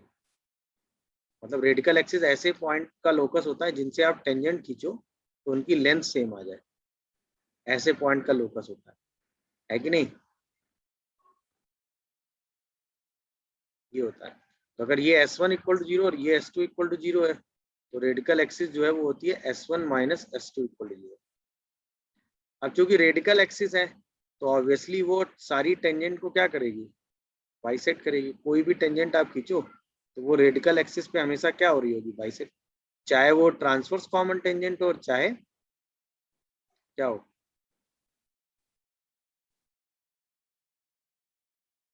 Direct common tangent. तो टेंजेंट हमेशा रेडिकल एक्सिस पे क्या हो रही होंगी, बाइसेक्ट, पहली चीज। दूसरी चीज जो रेडिकल एक्सिस होती है वो सेंटर टू सेंटर को मिलाने वाली लाइन की क्या होती है, बोलो, परपेंडिकुलर।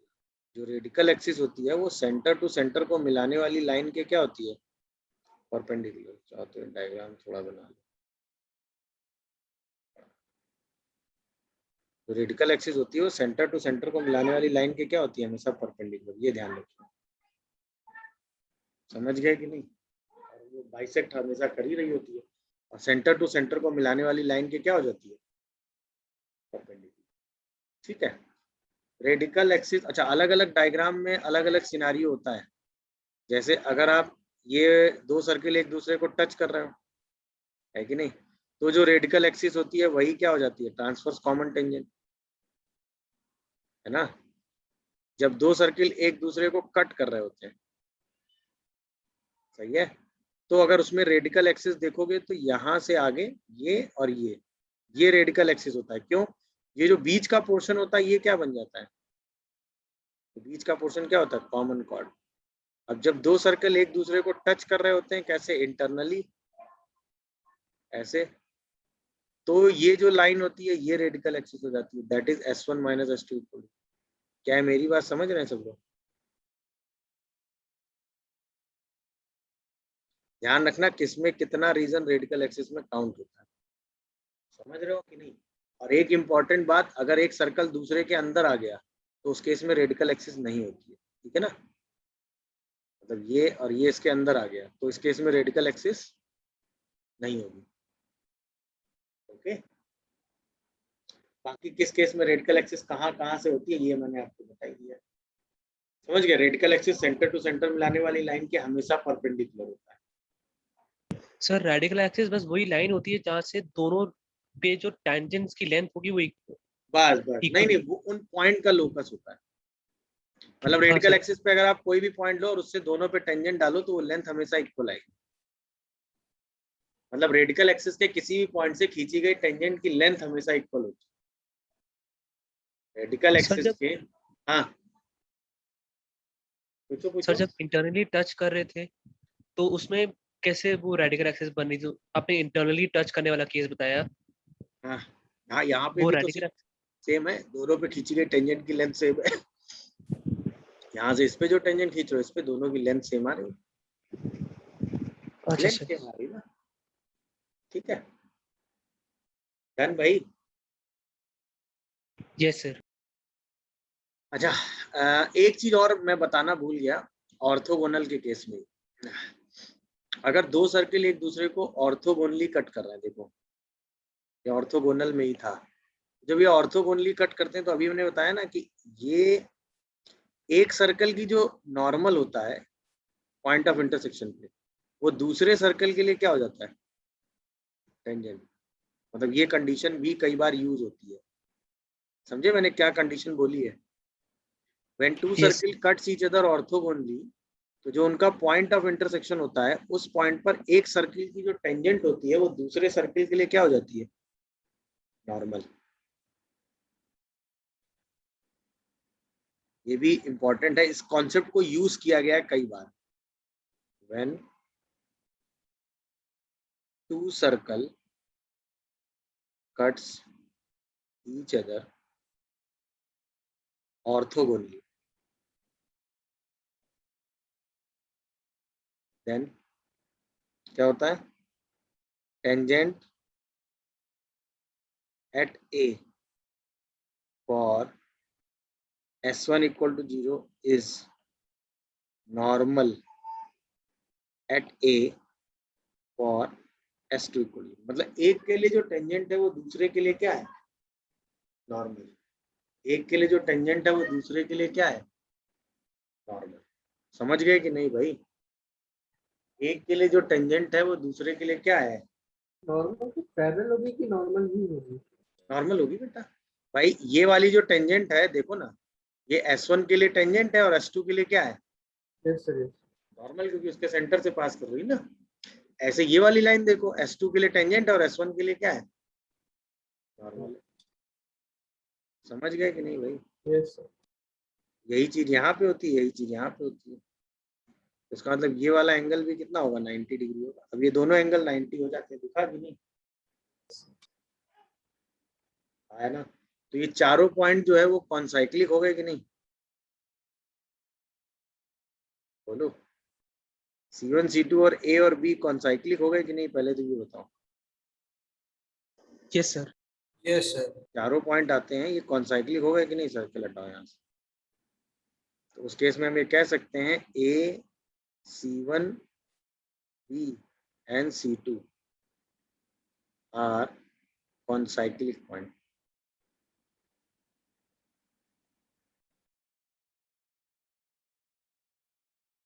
समझ गए भाई?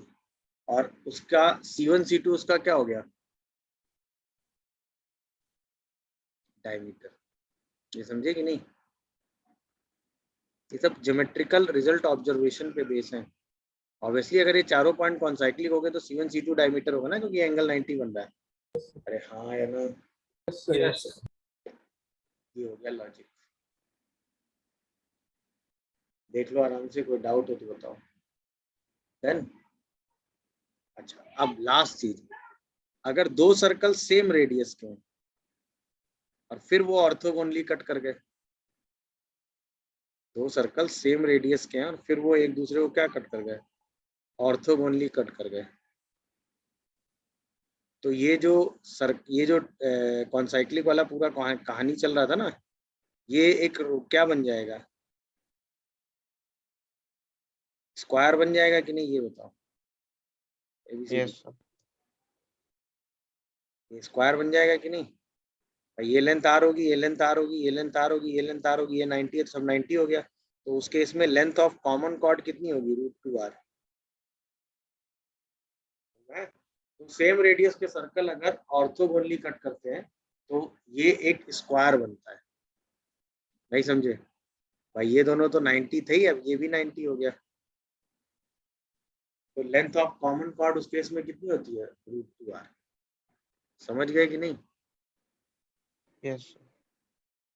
To circle of same radius, मतलब ये वो सब इंफॉर्मेशन है जो आपका कैलकुलेशन आसान कर सकते हैं। कट्स ईच अदर ऑर्थोगोनली,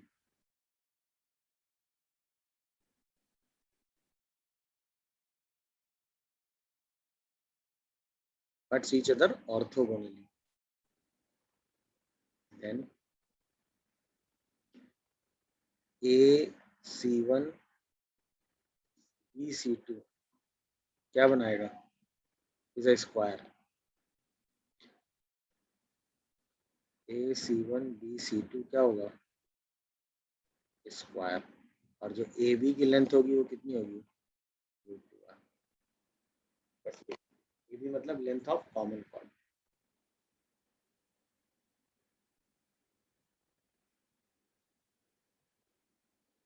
बीच में बात आ गई, ठीक है। चलो हाँ, इसके बाद 3 सर्किल में अगर मैं रेडिकल सेंटर आपसे डिस्कस करूं, जिसकी बात अभी चल रही थी, रेडिकल सेंटर, तो उसमें क्या होता है कि एक सर्कल S1 इक्वल टू 0 है, एक सर्कल S2 इक्वल टू 0 है और एक सर्कल S3 इक्वल टू 0। तो इसका आपने खींचा रेडिकल एक्सिस, इसका रेडिकल एक्सिस खींचा और इसका रेडिकल एक्सिस खींचा। तीनों का रेडिकल एक्सिस अगर एक पॉइंट से पास करेगा तो हम कहेंगे कि रेडिकल सेंटर एग्जिस्ट करता है। समझ गए कि नहीं? ये हो गया S1 minus S2 equal to 0, ये हो गया S2 minus S3 equal to 0 और ये हो गया S3 minus S1 equal to 0। तो इस पॉइंट ए को हम क्या कहेंगे? Radical centre. यानी ये जो ए ऐसा पॉइंट है जिससे तीनों सर्कल पे खींचा गया टेंजेंट का लेंथ क्या होगा? सेम। समझ में आया? यानी कि length of tangent drawn from point A to S1 equal to 0, S2 equal to 0 and S3 equal to 0 having same length। क्योंकि वो रेडिकल एक्सिस पे ही है ना। मेरी बात समझ में आ गई कि नहीं? अगर आपसे रिवर्स में इंफॉर्मेशन पूछी जाएगी तो भी मतलब सेम है, आपसे रेडिकल सेंटर ही पूछ रहा है। समझ गए? तो तीनों सर्किल पे खींची गई लेंथ क्या हो गई? सेम हो गई। यहाँ तक कोई कंफ्यूजन हो तो बताओ। अरे हाँ या ना?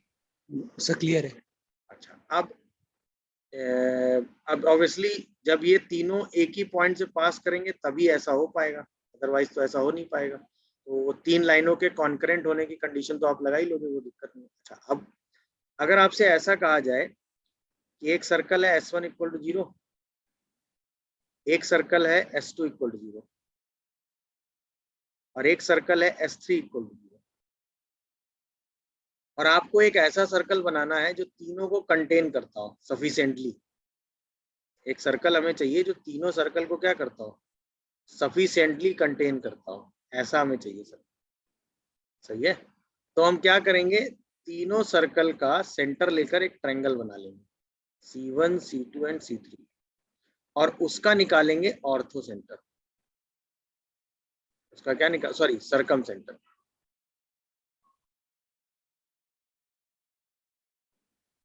अब सरकम सेंटर तो निकाल लोगे ना भाई? इन दोनों का एंगल बाइसेक्टर खींचो, इन दोनों का, दोनों को सॉल्व कर दो, सरकम सेंटर आ गया। अब सरकम सेंटर आते ही हमें एक ऐसा पॉइंट मिल गया जिससे इसका सेंटर और इसका सेंटर इक्वी डिस्टेंस में, जो सबसे कौन सी रेडियस हो भाई? सबसे तीनों में जो सबसे क्या हो? बड़ी वाली रेडियस हो। उससे बड़ा सर्कल तो होना ही चाहिए ना, जो तीनों को सफिशिएंटली कंटेन करेगा। नहीं समझे मेरी बात? अरे हाँ या ना?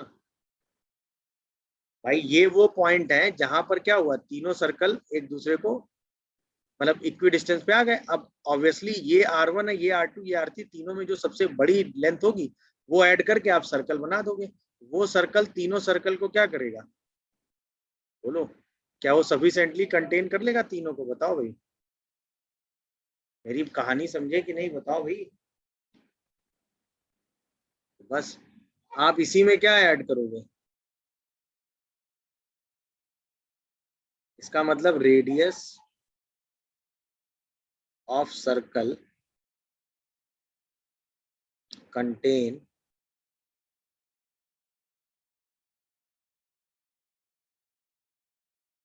S1 equal to 0, S2 equal to 0 and S3 equal to 0, मतलब मिनिमम रेडियस ना, इज क्या होगा? ये होगा आपका circum radius of triangle C1, C2, C3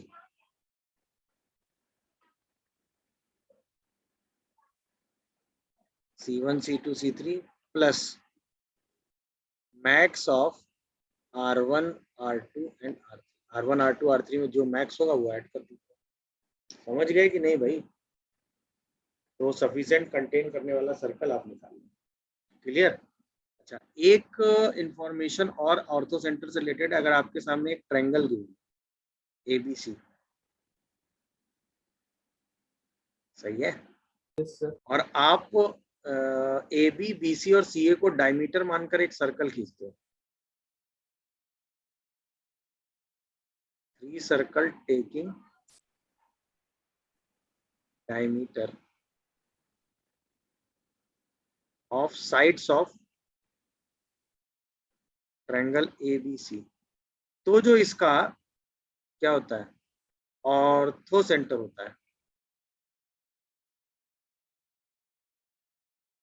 ABC का, वो होता है रेडिकल सेंटर।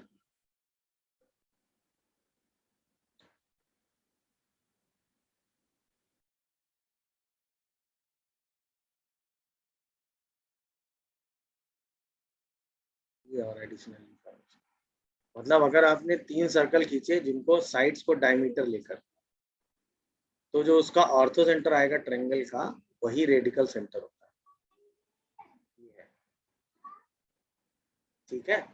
अच्छा, एक इंफॉर्मेशन और मैं दे दूं आपको कि अगर एक सरकम सर्कल आप खींच रहे हैं किसी भी ट्रायंगल का, आपने एक सरकम सर्कल खींचा एबीसी का, तो जो उसका ऑर्थो सेंटर होता है, उसका जो मिरर इमेज होता है किसी भी साइड से, वो हमेशा कहाँ लाई करता है?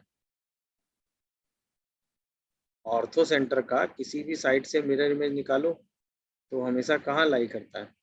सरकम सर्किल। समझ गए कि नहीं? Mirror image of ortho centre with respect to sides of the triangle always lie on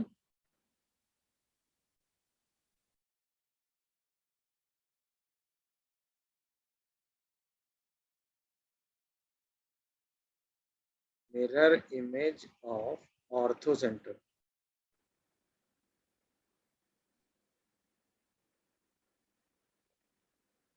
with respect to any of its side always lie on circumcircle। ठीक, चलिए और बताइए सर्कल में और कुछ। उसके लिए कंडीशन है प्रॉपर, मतलब S1 इक्वल टू 0 को अगर आप लो x square plus y square plus 2g1 x 2f1y plus c1 equal to 0। S2 equal to 0 को आप प्रॉपर लो x square plus y square plus 2g2x plus 2f2y plus c2 equal to 0।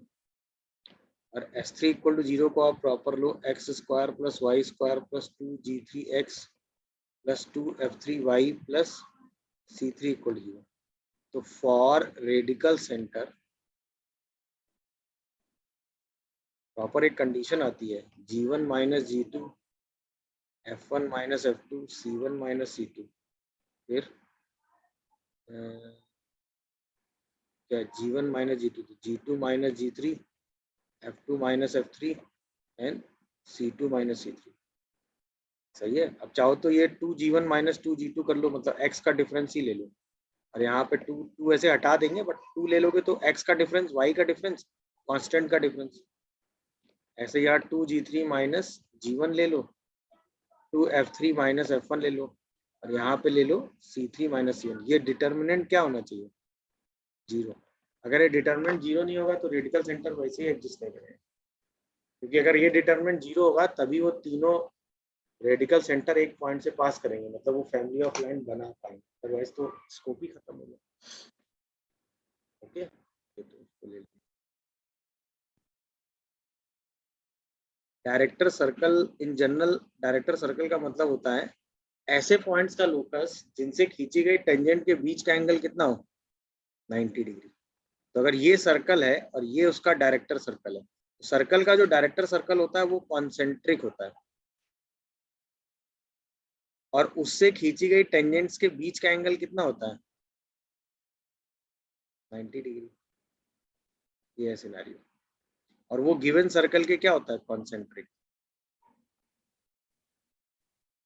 ये director circle है, ये circle है, ये radius r है, और ये रेडियस, इसकी रेडियस हम मान लें r1 है। तो जो R1 होता है वो हमेशा √2R होता है ना, और ये जो डायरेक्टर सर्कल होता है वो कॉन्सेंट्रिक होता है with given circle. Director circle जो है वो कॉन्सेंट्रिक होता है विद गिवन सर्कल। ठीक, अभी देखो इसमें एक प्रॉपर्टी और होती है, एक सेकंड होल्ड। अच्छा, वो वाला जो पूरा एक रिजल्ट है ना, मतलब ये एक सर्कल है और इस पे आपने दो पेयर ऑफ टेंजेंट डाली, ये आउटसाइड वाले पॉइंट्स हैं, ये पॉइंट है, ये सर्किल का सेंटर सी है। S = 0 एक सर्कल है जिसका सेंटर सी है और R रेडियस है, और रूट S1 जो है वो L है, that is length of tangent.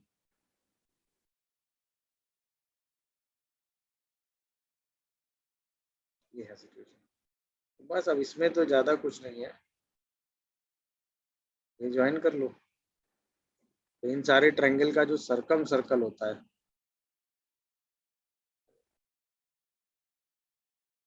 इन सारे ट्रायंगल का सर्कम सर्कल होता है, वो हमेशा कहाँ से पास करता है?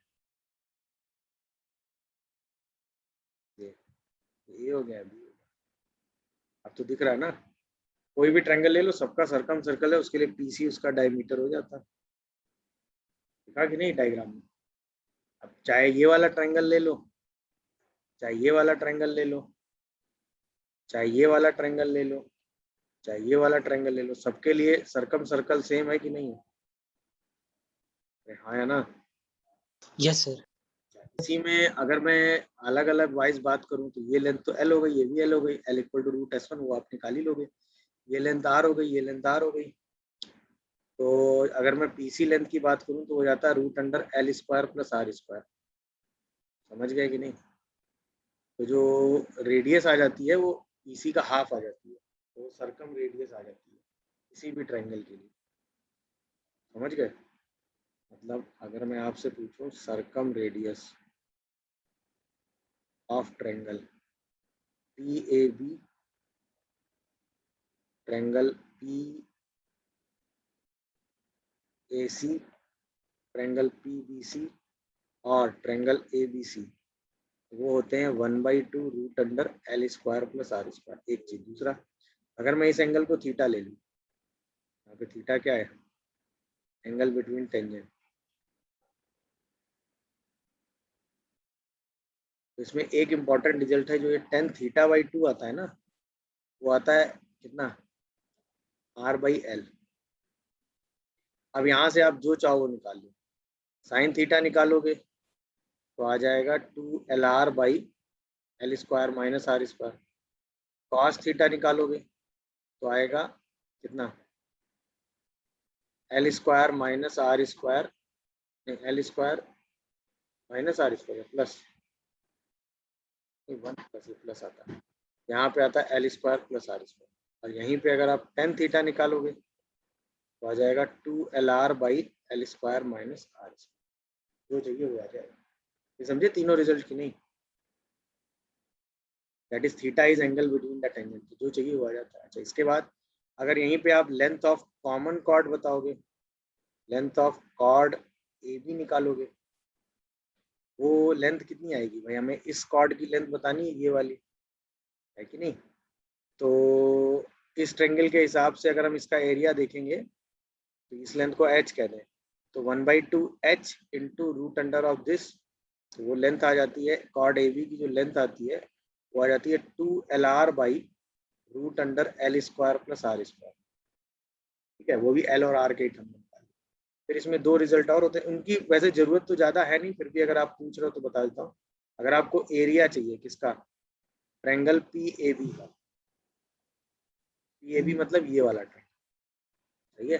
तो ये L पे बन रहा है, तो इसका जो एरिया आता है वो आता है L² R upon L³ R upon L² + R²। और अगर हमें इसी में एरिया चाहिए किसका? ट्रायंगल ABC का, मतलब ये छोटा वाला, ये बन रहा है R पे, इसका एरिया निकल के आता है L R cube upon L square plus R square. अब दोनों को ऐड करो तो इस क्वाड्रिलेटरल का एरिया आ जाएगा और वो एरिया एल आर आता है। बस इससे ज़्यादा की इंफॉर्मेशन इसमें नहीं।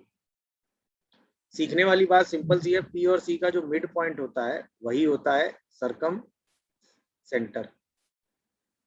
पी और सी का जो मिड पॉइंट होता है ना वही होता है सर्कम सेंटर, क्योंकि पीसी उसका क्या होता है, डायमीटर। बस इससे ज्यादा नहीं है इसमें इंफॉर्मेशन। ठीक, सर ये एरिया वाले जो आपने रिजल्ट्स निकाले वो याद रख लें या मतलब ऑन द स्पॉट डिराइव कर? नहीं याद कर लो ना, जो एल पे बन रहा है तो एल क्यूब आर हो जाता है और आर पे बन रहा है तो आर क्यूब एल हो जाता है। नहीं तो ड्राइव करने में बहुत टाइम नहीं लगता ना, साइन थीटा तो पता ही है, हाँ sir. L square into sine theta by तो सीधा आ जाता है। Okay, yes sir. सर्किल की बात, और सर्किल में कुछ पूछना हो तो चलो इस डायग्राम पे देखो क्या क्या रिजल्ट है आपके पास। आवाज आ रही है ना मेरी? Yes sir. तो पहला रिजल्ट तो ये देखो कि ये पैराबोला आपने खींचा, ठीक है, ये वर्टेक्स पे पैराबोला की टेंजेंट हो गई, ये किसी पॉइंट पी पे टेंजेंट हो गई, ये किसी पॉइंट पी पे नॉर्मल हो गया, ये डायरेक्ट्रिक्स हो गई, ये डायरेक्ट्रिक्स में खींचा गया परपेंडिकुलर हो गया। तो ये यहाँ से जब इसको ज्वाइन करोगे ये और ये पैरेलल होते हैं, ठीक है, ये हमेशा एक रोम्बस बनता है। इसके बाद ये तो पता ही है कि जो डायरेक्ट्रिक्स की वर्टेक्स से डिस्टेंस होती है और जो फोकस से डिस्टेंस होती है वो सेम होती है ना। इसके बाद टी और एन का जो मिड पॉइंट होता है वो फोकस होता है, और एन का जो मिड पॉइंट होता है वो क्या होता है, फोकस। तो हम कहें डी वी और वी एफ सेम होते हैं। इसके बाद टी एफ और एन एफ भी सेम। यहाँ पर एक्सिस को टेंजेंट और नॉर्मल कट करते हैं टी और एन। इसके बाद जो ई एम ई और एफ होता है वो रोम्बस होता है,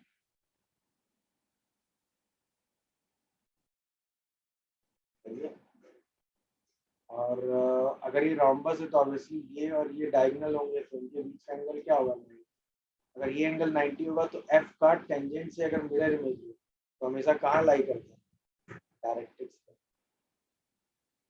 समझ गया, यानी कि mirror image of F with respect to any tangent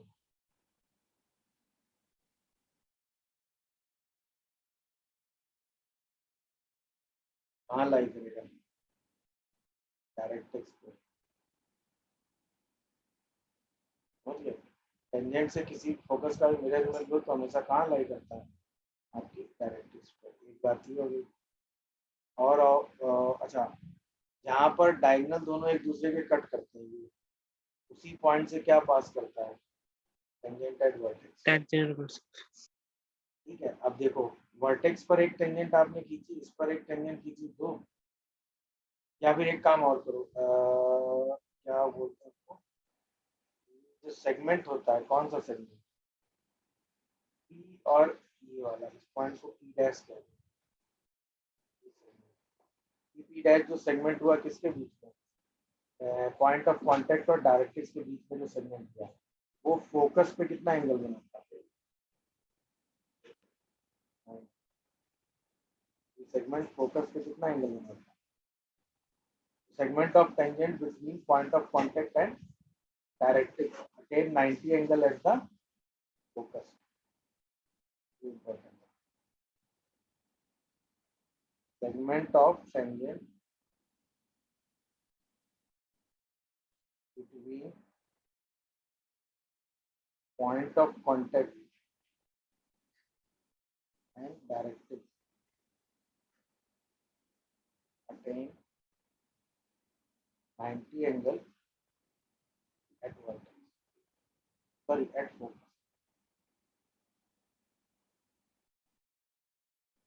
समझ गए। और इसके बाद तो बाकी ये तो पता ही है, कोई भी लाइट रे डालोगे तो पैराबोला से रिफ्लेक्ट होने के बाद अगर लाइट रे एक्सिस के पैरेलल है तो रिफ्लेक्ट होने के बाद कहाँ से पास करेगी, फोकस से। है ना। और बार ये तो पता ही, किसी भी फोकल कॉर्ड को अगर डायमीटर मान के सर्कल खींचोगे तो वो इसको टच करेगा।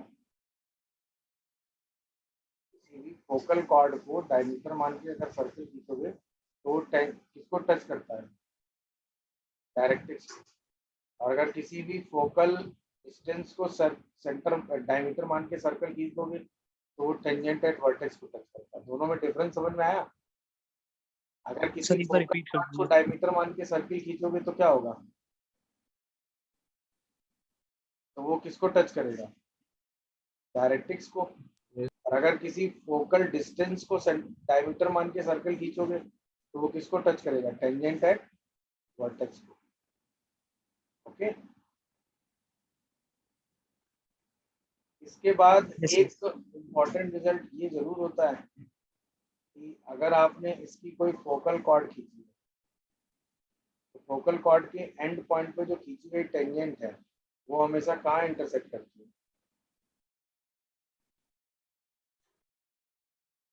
कोई भी पैराबोला आप बनाओ, तो फोकल कॉर्ड के एंड पॉइंट पे जो खींची गई टेंजेंट होती है वो हमेशा एक दूसरे को कहाँ इंटरसेक्ट करती है? डायरेक्टली। डायरेक्ट्रिक्स। फोकल कॉर्ड है, फोकस से पास करो, ये पे टेंजेंट है,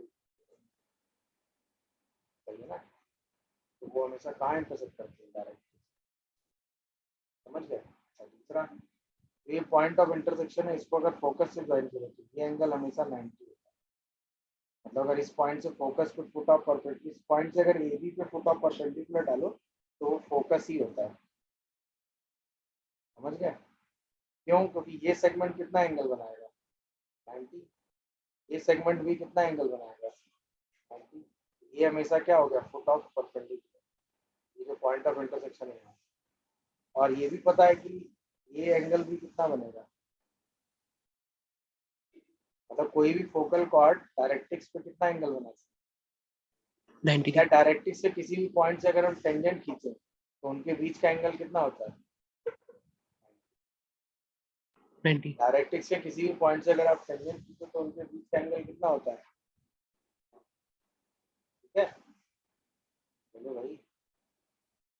90। इसमें एक इंफॉर्मेशन और ली जा सकती है जो कि यूज हो जाती है, वो ये है कि अगर आपने कोई पैराबोला खींचा, उस पैराबोला पे आपने 3 पॉइंट लिए, 1 2 और 3, ऐसे करके, सही है?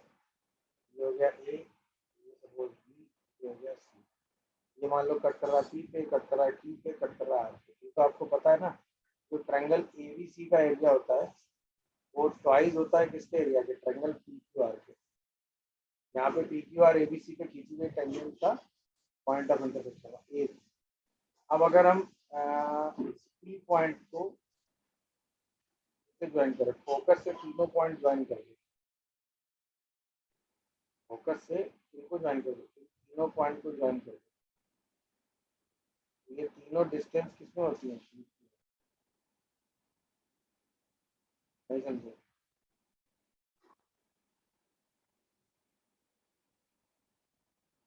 टेंजेंट एट वर्टेक्स, मतलब सब्जी वाला छोड़ो, रिजल्ट होता है।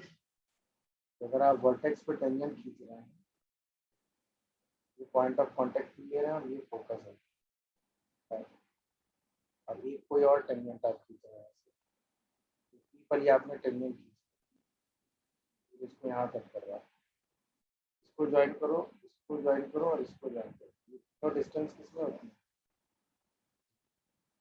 पता है ना? इसी प्रॉपर्टी को हम जनरलाइज करके लिखते हैं क्या?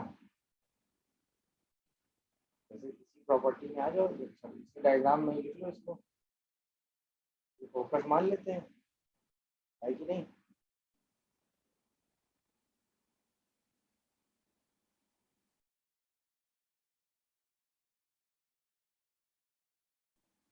सपोज ये है, ठीक है ना? ये फोकस मान लो, फोकस से ए को ज्वाइन करो, फोकस से बी को ज्वाइन करो और फोकस से पी को ज्वाइन करो। ये जो डिस्टेंस आती है ना, क्या? एफ एफ एंड एफ, और BF का स्क्वायर करें तो वो हमेशा BF into AF के बराबर है। ये इम्पोर्टेंट, मतलब अगर आपने दो टेंजेंट खींची और उनका पॉइंट ऑफ इंटरसेक्शन देखा तो उस पॉइंट ऑफ इंटरसेक्शन की फोकस से जो डिस्टेंस होती है उसका स्क्वायर पॉइंट ऑफ कांटेक्ट से डिस्टेंस के स्क्वायर के प्रोडक्ट के बराबर, सही है। और ये मिरर इमेज वाली प्रॉपर्टी तो पता ही, फोकस का किसी भी टेंजेंट से मिरर इमेज लोगे तो हमेशा डायरेक्ट्रिक्स को लाई करेगा, है कि नहीं? Yes sir. का भी यूज कई जगह हो जाता है। बस लगभग इतनी प्रॉपर्टी है। और बताओ, डिटेल में क्लास में बताऊंगा आपको। जैसे ये है ax square plus 2hxy plus by square equal to कितना दिया, देखो देखा ये, यस सर। और ये इलिप्स या हाइपरबोला है, इलिप्स और हाइपरबोला, या तो इलिप्स है या क्या है, हाइपरबोला है। और आपको निकालना है फाइंड इसेंट्रिसिटी, तो क्या करोगे?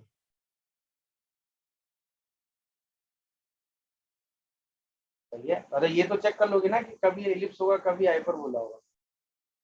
जब H square minus A B positive होगा तो एलिप्स होगा, और जब H square minus A B negative होगा तो ये हाइपरबोला होगा। ये तो चेक हो जाएगा ना भाई।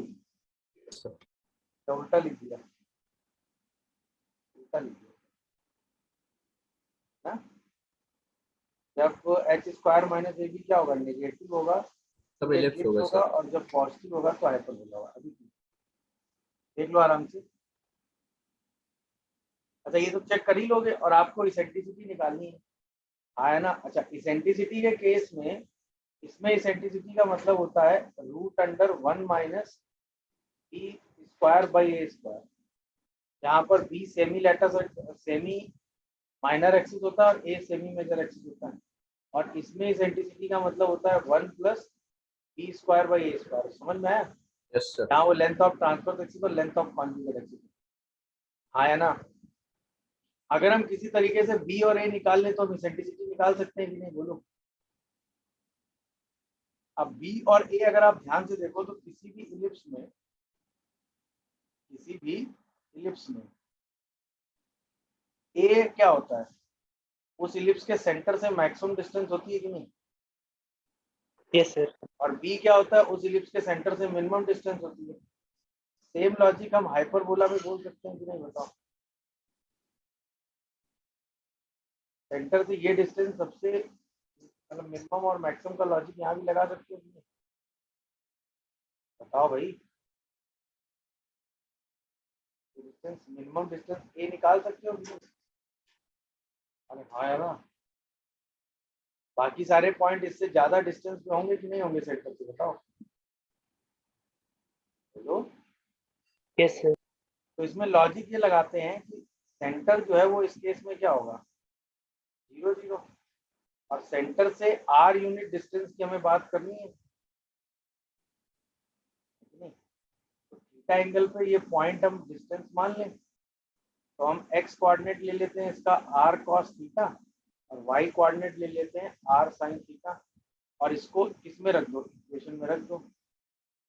ax square plus 2hxy plus by square, ऐसे रखोगे तो r स्क्वायर की वैल्यू कितनी आ जाएगी यहाँ, बताओ।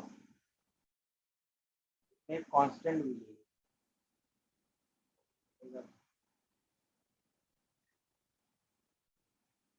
यहाँ से r स्क्वायर जैसे रखोगे तो r स्क्वायर की वैल्यू कुछ आ जाएगी ना निकल के, बोलो भाई, minus c upon a cos square theta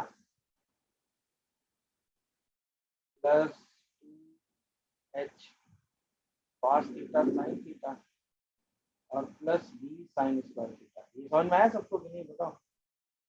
इसी की आप मिन वैल्यू निकाल लो और इसी की क्या निकाल लो, मैक्स वैल्यू। तो मिन वैल्यू में b मिल जाएगा और मैक्स वैल्यू में क्या मिल जाएगा, मेरी बात समझ रहे हो कि नहीं? तो मैं क्या बोला इतनी देर से, समझ में आया आप लोगों को? हाँ सर। अच्छा इसकी मिन वैल्यू निकालने के लिए इसकी क्या रखोगे, मैक्स। मैक्स, और इसकी मैक्स वैल्यू निकालने के लिए इसकी क्या रखोगे, तो वहां से ए और बी आ जाएगा। एक बार ए और बी आ गया तो आप इसेंट्रिसिटी निकाल लेंगे। इलिप्स के केस में ये कॉन्सेप्ट आप इजीली यूज कर सकते हो। हाइपरबोला के केस में मिनिमम डिस्टेंस निकाल सकते हो, मैक्सिमम डिस्टेंस पे कोई कमेंट नहीं कर पाओगे क्योंकि वो आएगी, वो इनफाइनाइट चली जाएगी। तो इलिप्स के केस में ऐसा क्वेश्चन एक दो बार पूछा गया है जिसमें आपको इसेंट्रिसिटी निकालनी रहेगी।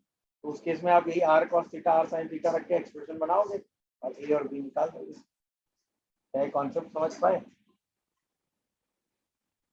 यस